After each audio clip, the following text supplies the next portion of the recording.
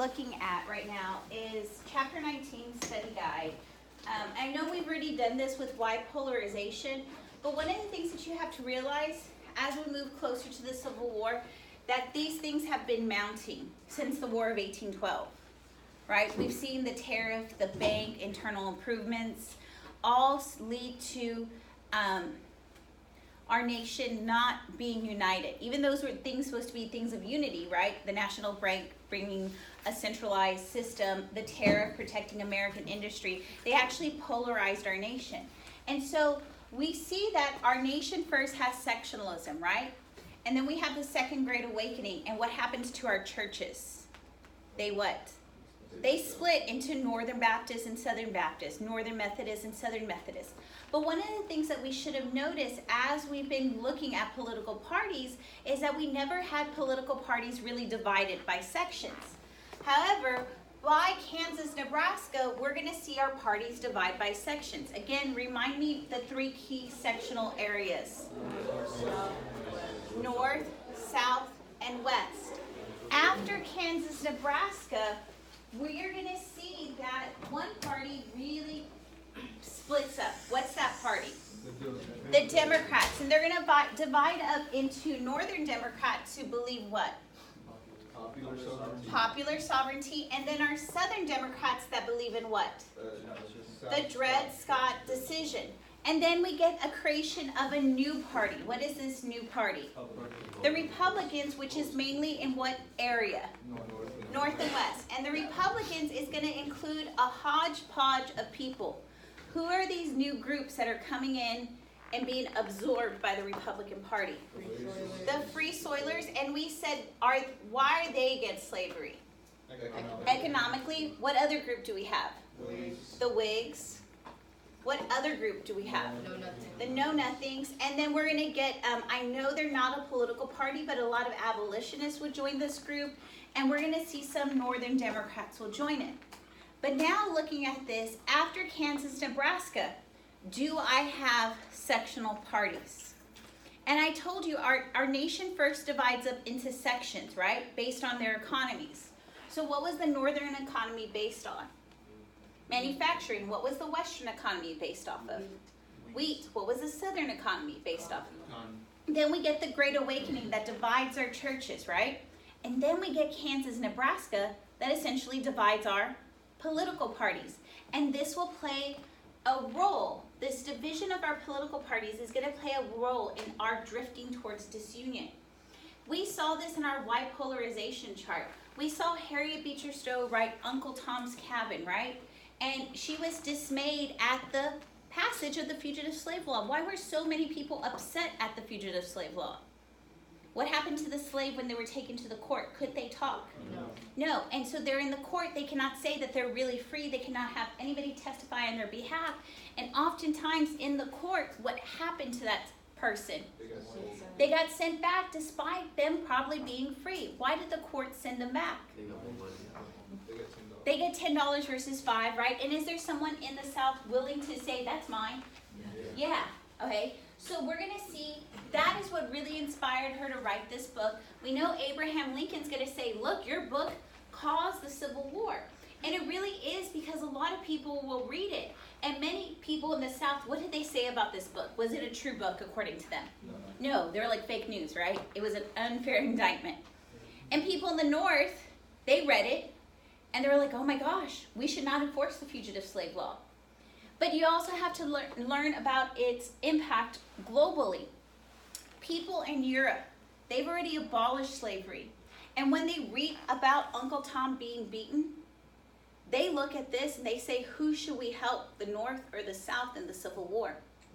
The North. And they refuse to help. And this is why the South will not win, because they will not get the manufactured goods that they need to fight the Civil War.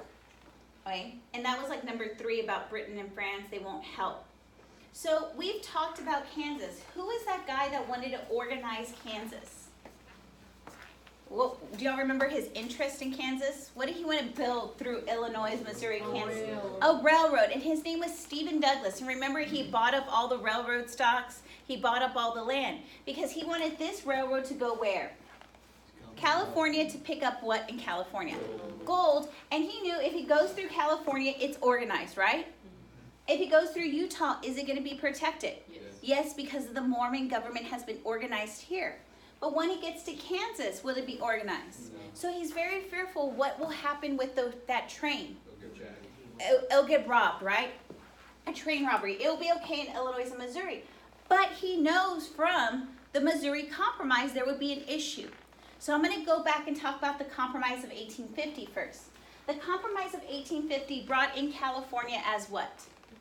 A free state. So this brought the total of 16 free states, right? He wants to organize this railroad, right, that would go from Chicago all the way through this area.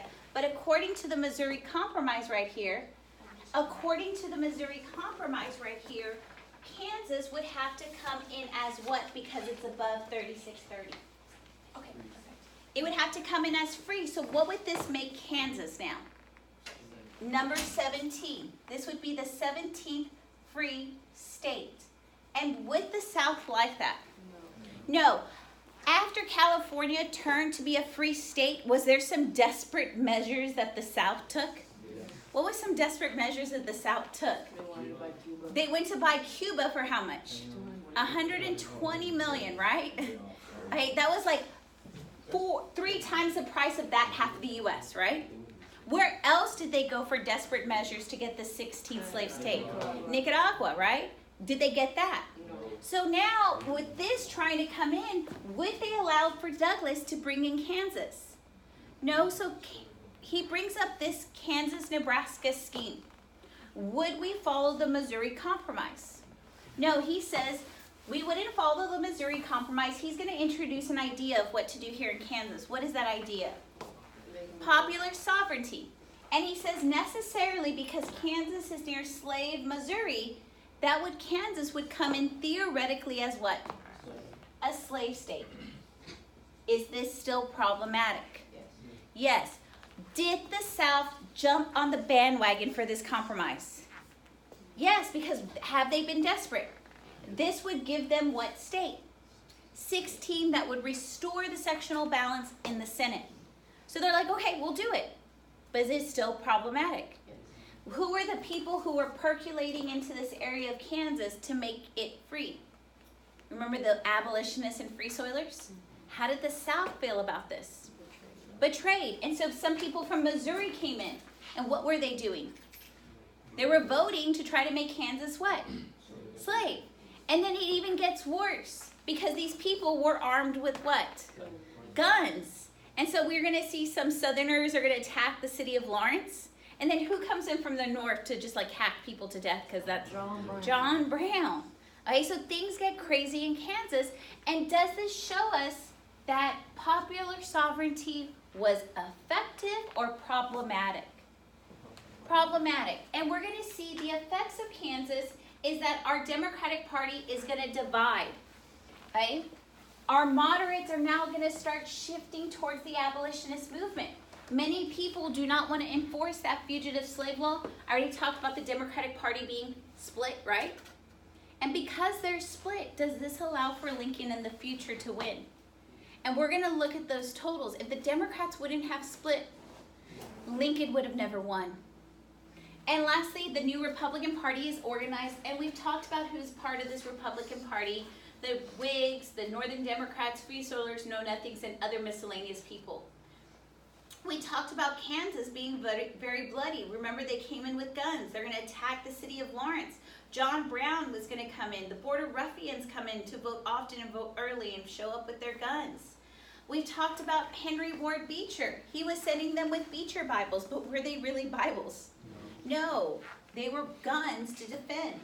And we talked about John Brown just hacking to death people as his side job. Then we talked about this Lecompton Constitution. The people, could they read it? No. But no matter what, if the people voted down slavery, what was still protected by this Constitution? Slavery. So no matter what, Kansas, if they voted it to be free, was still going to be what? So who would do this? Would this be the North or would this be the South? South. And then this is going to lead to the WWE match in the halls of Congress. Because Charles Sumner is going to want to talk about what John Brown did, what the Missouri Border Ruffians did, the Lecompton Constitution, the two different governments that they have there. And remember, he attacks them. And he says all of this is because of people in South Carolina. Why does South Carolina get the blame for everything? They start everything, right? The tariff, they wanted to secede, they wanted to nullify. And so he basically insults a senior member of, bless you, the Senate. And this takes this guy, Preston Brooks, saying, I will not stand up for that, right? And what does he come and do? He chastises him with his cane, to the point that this guy needs to go to England because he's in a vegetative state because he has thoroughly beaten the tarnation out of him. Both of them are peace out, we're not running. But do their people re-elect them in their state? So our politicians cannot even act civilized. But the people are egging them on. They say, we like you and what you did, we will re-elect you. So has our nation become even more polarized? So then here's an election, and y'all have this. This is question 13, 14, and 15 on your study guide. It asks, 14, 15, it asks who the Democrats nominate, Buchanan. It asks who the Republicans nominated on 15 was Fairmont. And then it asks the know-nothings, why was it organized? We know they're against the immigrants, right? What two specific immigrant groups do I have? German and Irish. Which ones stay in the city? Irish. Which one move west? Why do they move west? Because they have money. Okay, and you will definitely see that on your next test. They nominate Millard Fillmore. We are going to see in this election, here's the election results. Do I see one party dominating in a section? Okay, which party dominates in what section? The Democrats, but they dominate in the South and the middle, right? Because they're still united. Okay? They all unite against Buchanan, right? But the moment they endorse two different candidates, will they win? Here, do we see the Republicans, at least geographically, kind of dominating an area? Where are they kind of dominating? The West, a little bit of the West and the North, right? But eventually by 1860, this graph will become more stark in comparison, that there will be an even division, okay? So because Buchanan's elected, the Democrats in the South don't leave. But we know that this leads to this next decision, further dividing that Democratic Party. Dred Scott's trying to sue for his freedom, but according to Justice Taney, can he be even in the court suing? No, because he's not a citizen. But because he's a Southerner, he wants to make a ruling. He says no matter what, you are not a citizen, but you are what? Property. And your owner, according to his Fifth Amendment, can take you wherever he wants, a free territory, a free state, on vacation, and you are still property by the Fifth Amendment, because they cannot take you away without due process. And so basically, do any of the compromises matter anymore? Slavery can exist where? Everywhere. We've already talked about the panic. There was 3 things that caused the panic. What's this first one? Wheat. What's this next one? And then this is a probably bad picture. I should change this to what? Gold. But I have pennies here because what happened to that? The value. The gold was pouring in from where? California. And so what happened to the value of our money? To like being pennies, right? Okay. So what geographical area was affected? What geographical area? Where's the wheat? Where are the railroads? West and north. Where's the banking system? North. So what area was not affected? The South. And they're going to write out high prices on cotton, and this is going to inflate their ego, saying that we could be a separate nation. We already looked at this Lincoln-Douglas debate. They're debating for a Senate seat. But this election is really important because the Democrats, they're divided, right? The Northern Democrats believe in what? Popular sovereignty. What do our Southern Democrats believe in? And so Lincoln is going to ask the question to Douglas. And I know a lot of you wrote the full thing where he supposed he inquired, will the people prevail if they vote down slavery? Well, basically the question is, who prevails, the people or the Supreme Court? And Douglas will reply, what? The people or the Supreme Court? The people. And this, he wins the seat. But in the future, when he's running for the Democrat nomination in the 1860 election, will he win? No, because they're going to remember he said this, and do the Southerners want to endorse that? And so this election is very important. If he would have never said this, would the Democrats probably have nominated him in 1860? And we probably would have had no Civil War. But because he endorses this idea, what does this do to our Democrat Party? Does it bring them together or further divide them? It further divides them. Then we have John Brown. What was he trying to do in Harper's Ferry? Get a slave rebellion, right? But what did he forget to do? Arm the slaves and tell them. And so the South captures him. He is executed. How do they view him? As a traitor, treasonous, right? How does the North view him? As a martyr, right? Okay, so we have 4 people running. We know Douglas. What idea has Douglas endorsed? That we saw him in the Lincoln-Douglas debates. What did he endorse? Popular sovereignty. And so when the Democrats come to their convention in Charleston, and we're going to see delegates from the South are going to walk out when they bring up his name for the nomination. They walk out because why do they walk out? What is he endorsing? Popular sovereignty. So that's what you should have seen for 35. I know I didn't give you a lot of space. So the Democrats, what they will do is they're going to nominate Douglas, and his platform will be popular sovereignty. So the Southern Democrats get really upset, and they will organize their own rival convention in Baltimore, and they're going to nominate this guy, Breckinridge. And he's going to endorse what? The Dred Scott decision. Now they're divided, right? So this leads us to Lincoln and his platform. So what we're going to look at is the Republican platform, which is number 38. They believe in no extension of slavery into the territories. So are they abolitionists? No, they're not abolitionists. A lot of you have to realize that Abraham Lincoln is not an abolitionist. Remember, he's trying to appeal to the free soilers. He does not want slavery in the West. Why? Economic reasons. Eventually, Lincoln in the Civil War will turn towards the abolishment of slavery when he gives the Emancipation Proclamation, right? But he's not an abolitionist. He believes in a protective tariff. Who does the protective tariff help?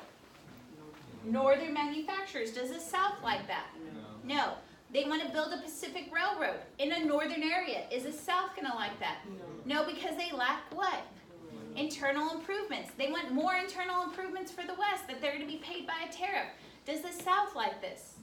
Last thing, I know it says 6 of them, right? So free homesteads, which is 160 acres. And number 6, they want rights for immigrants. Is there anything on this platform that would appeal to a Southerner?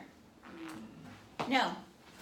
And so when they look at this platform, the Southerners would say, if a Republican is elected, they do not have our interests at heart. We will what? Secede. And so that was number 40, and I know it was a redundancy. What will the Southern secessionists threaten? Secession.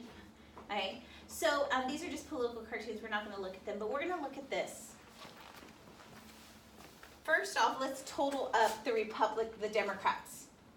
29.5 plus 18.1, that gives us 47%. Would they have won if they would have stayed together? They would have defeated Lincoln. But because they divide up, and this is something really important, if that Democratic Party wouldn't have divided up, would we have had the Civil War? No, but because they divide up, because of popular sovereignty, because of Dred Scott, we have the Civil War. There's one other party, I'll have to talk about it in a second, but do y'all see that there's one party that dominates the North? What party is it? Is there one party that dominates the South? The Southern Democrat. But then there's something really weird, right? In the middle. Do y'all see that? Do y'all see this in the middle? It's a third party called the Constitutional Union Party. They want us to stay together. This is John C. Bell's party. And the reason why they want us to stay together, I know y'all have talked about the Civil War when y'all were in 8th grade. Where does most of the Civil War happen? In the middle. It happens in Virginia. It happens in Kentucky. It happens in Tennessee. These people in the middle, do they want a war? No. But do they see how polarized our nation is? Yes.